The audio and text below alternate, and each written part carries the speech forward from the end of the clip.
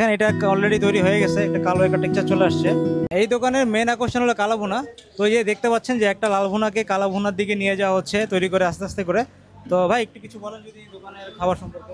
আমাদের দোকানে সব কিছুই পাওয়া যায়, ভাত, খিচুড়ি, রুটি, কালো ভুনা, ঝোল মাংস, দেশি মুরগি, সবচেয়ে আমাদের ফেভার হলো কালো ভুনা। কালো ভুনাটা হলো এখানকার সবচেয়ে ফেভারিট। তো কালো ভুনাটা একটু ক্লোজ একটু ভাবে আপনাদেরকে দেখাই, আমরা একটু দেখাও তো কালো ভুনাটা ক্লোজলি। দেখেন খুবই। আসসালামু আলাইকুম।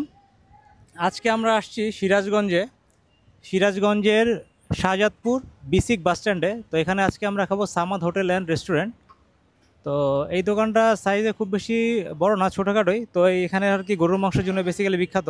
তো ঢাকা থেকে বা বাংলাদেশের বিভিন্ন জেলা থেকে অনেক লোকজন এখানে খাইতে আসে। তো চলেন এখানে আজকে আমরা খাই এবং এখানে যে খাবারগুলো আছে আপনার সাথে শেয়ার করি। তো এখানে স্পেশাল জিনিসটা হলো কালো ভুনা। দেখেন এখানে প্রথমে আপনাদেরকে কালো ভুনার ইয়েটা দেখাবো। এখানে কি কালো ভুনা মানে রেগুলার?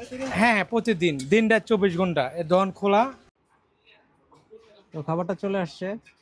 এখানে কালো ভুনাটা বেসিক্যালি রাজশাহীর যে কালো ভুনাটা আমরা খাইছিলাম, রাজশাহী কালো ভুনাটা একটু ডার্ক। তো এখানে কালোটা অতটা ডার্ক না, একটু রেডিশ টাইপের। তো খাবারটা আমরা খাই এবং খাবারের টেস্টটা আপনাদের সাথে শেয়ার করি।